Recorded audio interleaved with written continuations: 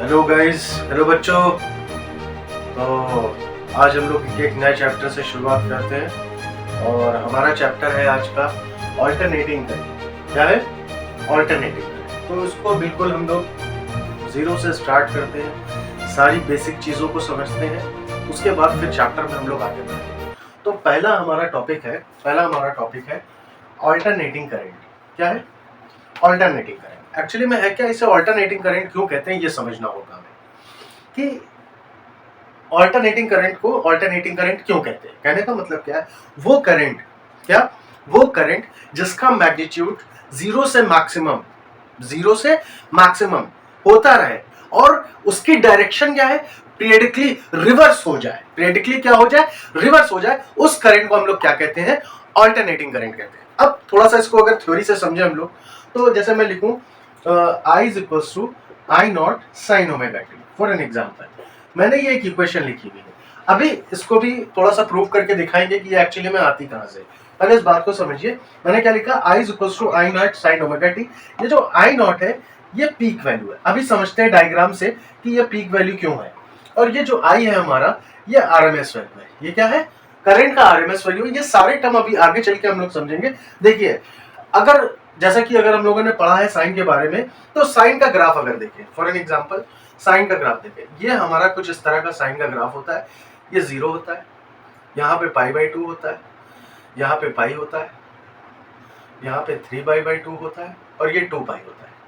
ठीक, ये हमारा साइन का ग्राफ है। ठीक है, ये हमारा क्या है, साइन का ग्राफ है। देखिए एक्चुअली में है क्या, इस इक्वेशन में अगर हम देखें साइन ओमेगा टी से मल्टीप्लाई हुआ है। क्या साइन, कहने का मतलब है अगर हम आई नॉट कुछ भी लेंगे तो साइन ओमेगा टी हमारा क्या है, -1 to 1 वेरी करता है। कैसे, -1 to +1। कहने का मतलब क्या है कि ये वाला जो पॉइंट है ये +1 है और ये वाला -1 है। तो देखिए साइन की जो वैल्यू है -1 से +1 जा रही है, तो इससे मल्टीप्लाई होगा, तो इस इक्वेशन का ग्राफ भी क्या आएगा, वो साइन वाला आएगा कि नहीं आएगा। तो इसी तरह से अगर हम इस इक्वेशन का ग्राफ बनाए तो वो कुछ इस तरह का होगा। ये इसको हम बोल सकते हैं कि ये I equals to I not sine omega T का ग्राफ है। बात समझ में आई कि नहीं है?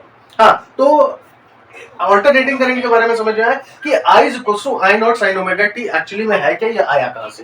तो अब अगर हम देखें ये ऑल्टरनेटिंग करंट, इसको रफ करते हैं थोड़ी देर के लिए। अब अगर हम आप लोगों को बताएं, थोड़ा सा ध्यान से देखिएगा कि एम्पलीट्यूड क्या होता है।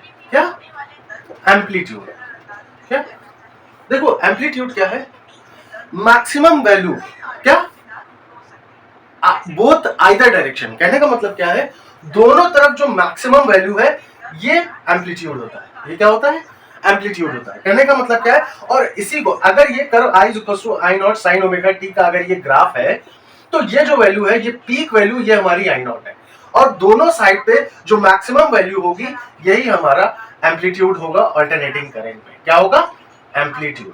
बात समझ में आई है? अब एक आता है हमारा टर्म टाइम पीरियड।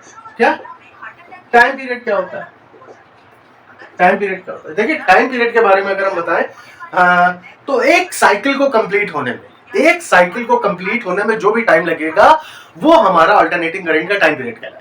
जैसे फॉर एन एग्जांपल ये हमारा कर्व है, ये अगेन यहां से ये फिर रिपीट हो जाएगा कुछ इस तरह से, ये फिर इसको आगे बढ़ा तो ये फिर इस तरह से रिपीट हो जाएगा। तो एक साइकिल रिपीट कहां से हो रहा है, देखिए यहां से यहां तक ये डिफरेंट है, इसके बाद फिर ये क्या हो रहा है, रिपीट हो रहा है। तो यहां से यहां तक इस साइकिल को कंप्लीट होने में जितना भी टाइम लगेगा वो हमारा ऑल्टरनेटिंग करंट का टाइम पीरियड कहलाएगा। क्या कहलाएगा, टाइम पीरियड। अब एक टर्म आता है फ्रीक्वेंसी। क्या आता है, फ्रीक्वेंसी। फ्रीक्वेंसी के बारे में अगर हम आप लोगों को बताएं कि फ्रीक्वेंसी क्या होती है, देखिए है क्या, एक सेकेंड में क्या number of cycles completed in 1 second. एक सेकेंड में कितने साइकिल जो है हमारे कंप्लीट हो रहे हैं, वही हमारी क्या कहलाएगी, ऑल्टरनेटिंग करंट की फ्रीक्वेंसी कहलाएगी। क्या कहलाएगी, फ्रीक्वेंसी। फ्रीक्वेंसी सिंपली हम लोग किससे लिखते हैं, एफ से। ठीक, और टाइम पीरियड हमारा कैपिटल टी से, और एम्पलीट्यूड हमारा सिंपल ए लिख दो। बात समझ में आई, नोट कर लीजिए इसको।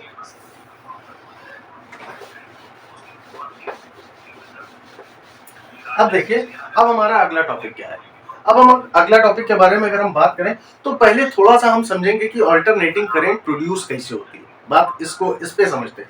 सपोज करिए ये एक मैग्नेटिक फील्ड लगी हुई है। क्या, ये एक मैग्नेटिक फील्ड लगी हुई है लेफ्ट टू राइट, ये एक हमारी मैग्नेटिक फील्ड है जो लेफ्ट से राइट की तरफ लगी हुई है। सपोज करो ये एक कॉइल है, क्या है, ये एक कॉइल है, समझने के लिए ये एक कॉइल है। ये कॉइल क्या है, थोड़ा सा मैं फिगर से दिखाता हूं आप लोगों को।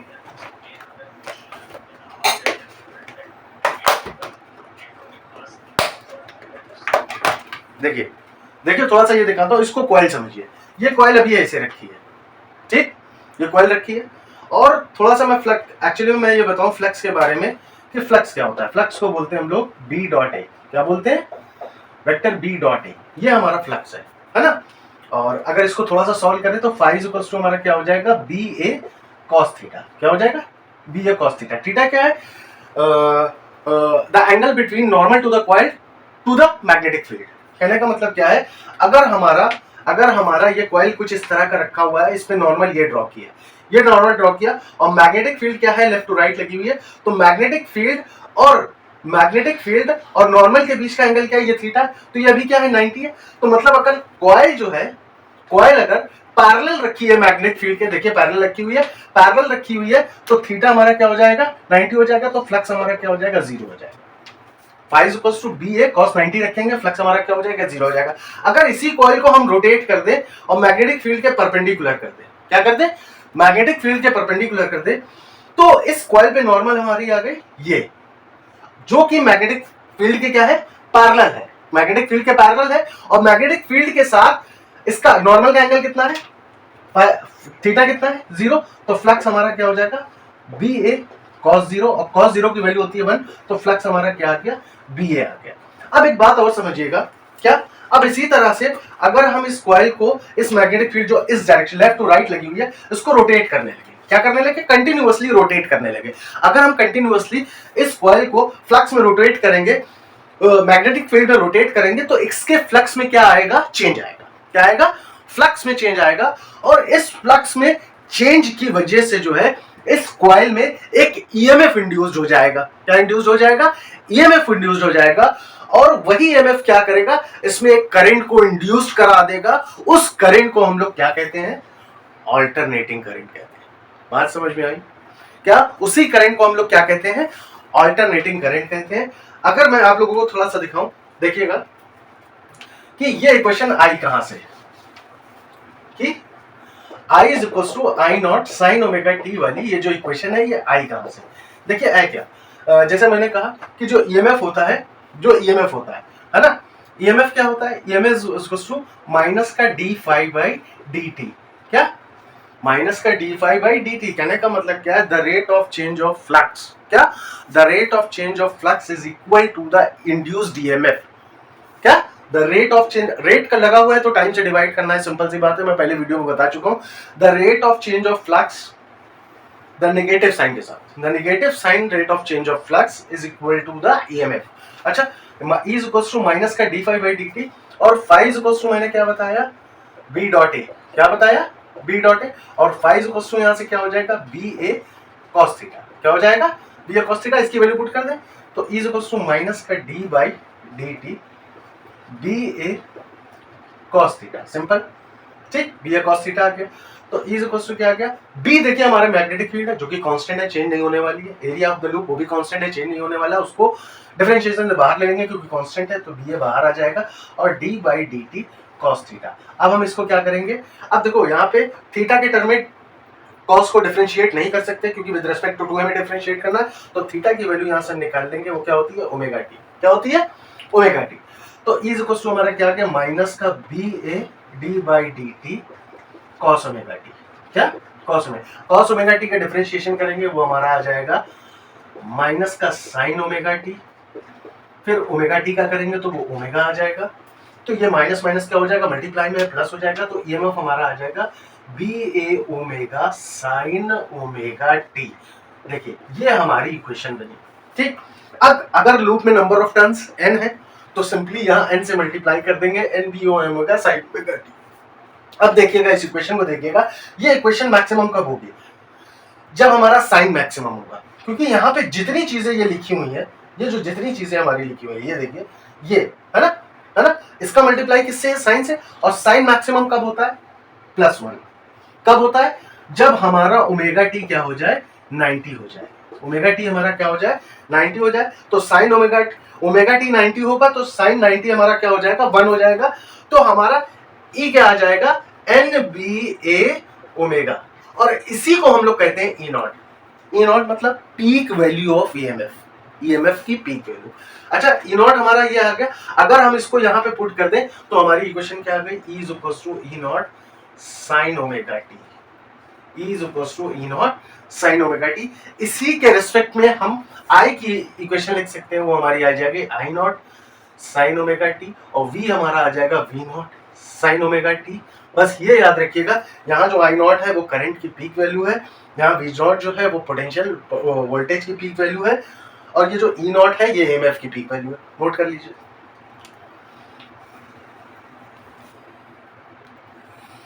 अब देखिए हमारा जो अगला टॉपिक है वो क्या है, mean value of alternating current. कहने का मतलब क्या है कि अल्टरनेटिंग करंट की मीन वैल्यू क्या होती है। देखिए ध्यान से देखिएगा, मैं एक इक्वेशन लिख रहा हूँ, बस उसको अगर आप समझ गए तो आप मीन वैल्यू अल्टरनेटिंग करंट की निकाल लेंगे। देखिए एक्चुअली में है क्या, अगर हम अल्टरनेटिंग करंट का ग्राफ ड्रॉ करें तो कुछ इस तरह का ग्राफ है? अगर इसका मीन वैल्यू एक कंप्लीट साइकिल के लिए निकाले, क्या मीन वैल्यू मतलब एवरेज वैल्यू कंप्लीट साइकिल के लिए, तो ये वाला पार्ट हमारा पॉजिटिव है, एग्जैक्टली सेम यही पार्ट ये वाला हमारा नेगेटिव है। तो प्लस, अच्छा एवरेज निकालते कैसे हैं, sum of the observation upon number of observation, तो दोनों को ऐड करेंगे डिवाइडेड बाय 2, ये प्लस का है माइनस का कैंसिल होकर 0 हो जाएगा। तो कंप्लीट साइकिल के लिए जो हमारी मीन वैल्यू होगी वो क्या होगी 0 होगी। तो यहाँ पे जो हम मीन वैल्यू पढ़ने वाले हैं वो एक हाफ साइकिल के लिए पढ़ने वाले हैं। कहाँ से, हाफ साइकिल मतलब 0 to t/2 के लिए। देखिए 0 to ये हमारा t है, कंप्लीट साइकिल के लिए जो टाइम लगता है उसे टाइम पीरियड कहते हैं। 0 to t/2 के लिए हम मीन वैल्यू पढ़ने वाले हैं, ठीक है। अब एक इक्वेशन मैं लिख रहा हूँ, I mean is equal to I dt, integration का साइन। देखिए एक्चुअली में है, इसको समझिएगा, यहां मैंने i को t के रेस्पेक्ट में इंटीग्रेट करने के लिए बोला। अच्छा i को t से मल्टीप्लाई कर दिया, तो यहां क्या करेंगे, टाइम से डिवाइड कर देंगे, तो यहां टाइम पीरियड के हाफ से डिवाइड करेंगे, क्योंकि मीन वैल्यू हम हाफ साइकिल के लिए पढ़ रहे हैं, ठीक है। तो देखिए यहां t से मल्टीप्लाई कर दिया, तो यहां से t से मल्टीप्लाई कर दिया, ये पूरी इक्वेशन अभी भी i बनी हुई है, i मीन i के बराबर ही है। बात समझ में आई, यहाँ t से मल्टीप्लाई किया तो t से डिवाइड भी किया, कैंसिल आउट, वो i आने वाला है। अच्छा इसकी लिमिट जो लेनी है हमें क्या लेनी है, देखिए 0 से स्टार्ट किया था, 0 to t/2, क्या 0 to t/2। अच्छा एक चीज और देखिएगा, हमारा ओमेगा इज इक्वल टू क्या होता है 2π/t, ये सभी ने पढ़ा होगा 11th में। ओमेगा इज इक्वल टू क्या होता है 2π/t। अगर यहाँ पे वैल्यू पुट कर दें तो हमारा वैल्यू का आई मीन क्या आने वाला है 1/2π, सॉरी यहां से अगर हम t का वैल्यू निकालें वो क्या आने वाला है 2π/ओमेगा। यहाँ 2 t की जगह 2π/ओमेगा रख दें और एक 2 से डिवाइड तो वैसे रख दिया, इंटीग्रेशन 0 to 2π/ओमेगा into 2, और ये हमारा क्या है आई डी टी, सिंपल, ये 2 से 2 कैंसिल हो जाएगा।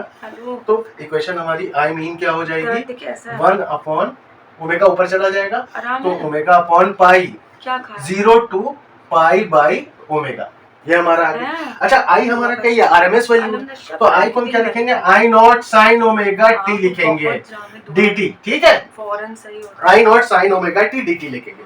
बात समझ में, ये हमारा I not sine omega t dt आ गया। अच्छा आई नॉट हमारा कांस्टेंट है, इसको बाहर ले लेंगे, ये हमारा आई एम आ जाएगा I not omega upon pi integration 0 to π/ओमेगा साइन ओमेगा टी dt, ठीक है, इसको नोट कर लीजिए।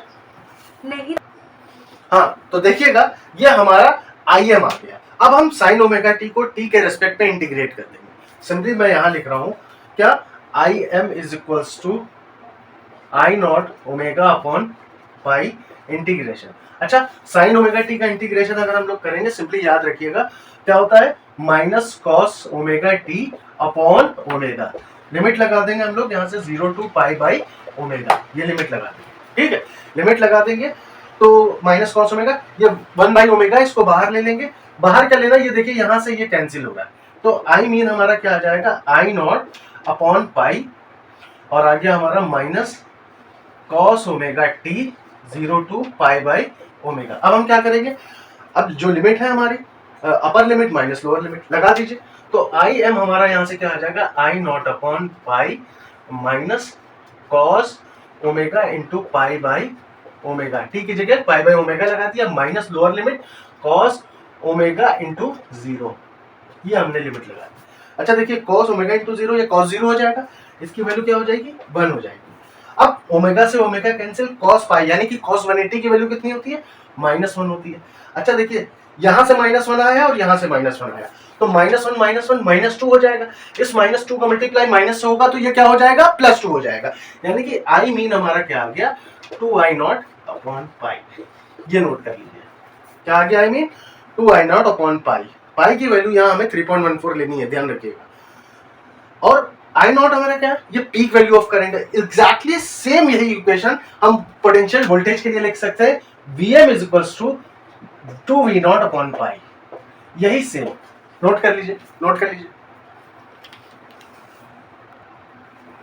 देखिए अब हम क्या पढ़ेंगे, अब हम पढ़ेंगे root mean square value of alternating current. कहने का मतलब क्या है, root mean square value of alternating current, alternating current की रूट मीन स्क्वायर वैल्यू। पहले तो हमें समझना होगा रूट मीन स्क्वायर वैल्यू है क्या।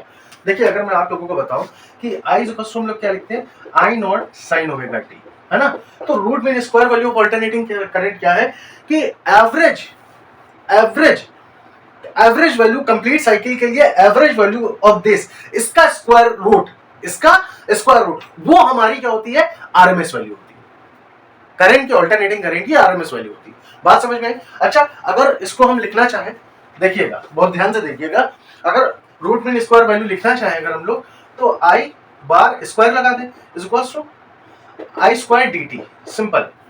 क्या ये आई हमारा क्या है, ये हमारा I not sine omega t है। क्या है I not sine omega t. अच्छा देखो यहां से स्क्वायर हटेगा, इसका स्क्वायर रूट आ जाएगा कि नहीं आ जाएगा, और यही हमारी क्या होगी root mean square value of this.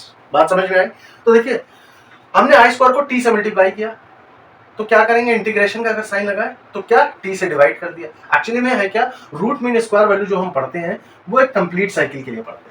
किसके लिए complete, average value complete cycle का जो होता है, मीन वैल्यू जो होता है वो 0 होता है, लेकिन रूट मीन स्क्वायर वैल्यू एक कंप्लीट साइकिल का निकाल सकते हैं। बात समझ में है। तो कहां से निकालना है 0 टू टी के लिए, कितने के लिए 0 टू टी के लिए। देखिएगा तो हमारी इसकी लिमिट भी क्या होने वाली है, देखिए आई स्क्वायर को टी से मल्टीप्लाई किया तो टी से डिवाइड कर दिया, बस इसको इतना इक्वेशन याद रखिए, बाकी आप आगे प्रूव कर लेंगे इंशाल्लाह। लिमिट क्या ले लें 0 to t, simple. I square की वैल्यू पुट कर दें, ये root mean square value is equals to 1 by t I not square sine square omega t dt, limit हमारी 0 टू टी की वैल्यू पुट कर दो, ओमेगा इज इक्वल्स टू क्या 2 pi by t, तो t यहां से हमारा क्या आ गया 2 पाई बाय ओमेगा। ध्यान रखो आई स्क्वायर बार की value 1 upon 2 pi by omega रखोगे, ओमेगा ऊपर चला जाएगा, ये ओमेगा ऊपर आ गया, यानी कि limit 0 to 2 pi by omega रख दी। आई नॉट स्क्वायर हमारा कांस्टेंट है, इसको बाहर ले लो, आई नॉट स्क्वायर, सिंपल। ठीक, ये हमारा आ गया sine square omega t d t. देखो हमने साइन ओमेगा टी का इंटीग्रेशन पढ़ा हुआ, स्क्वायर का नहीं, तो इसको डिग्री 1 बनाएंगे या डिग्री 2 है इसकी 1 बनाएंगे। तो देखो एक फॉर्मूला होता है कॉस का, cos 2 theta is equals to 1 minus 2 sine square theta. यहां से साइन स्क्वायर थीटा की वैल्यू निकालो in terms of cos 2 theta. अगर हम निकालेंगे तो 2 sine square theta is equals to 1 minus cos 2 theta, ये 2 से इधर डिवाइड करा दो तो ये साइन स्क्वायर थीटा की वैल्यू आ गई।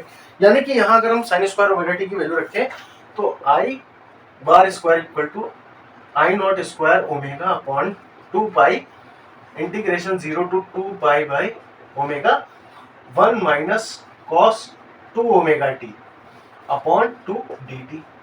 अच्छा अगर इसको बाइफरकेट कर लें, इंटीग्रेशन की प्रॉपर्टी लगाते हैं, सब्ट्रैक्शन में है, ठीक है, तो इसको क्या लिख सकते हैं हम लोग I bar square is equal to I not square omega upon 2 pi, एक ब्रैकेट ओपन कर लेना, ये 1/2 हटा लो अलग इंटीग्रेशन से, 0 to 2 pi by omega 1/2 dt minus sine integration 0 to 2 pi by omega cos 2 omega t,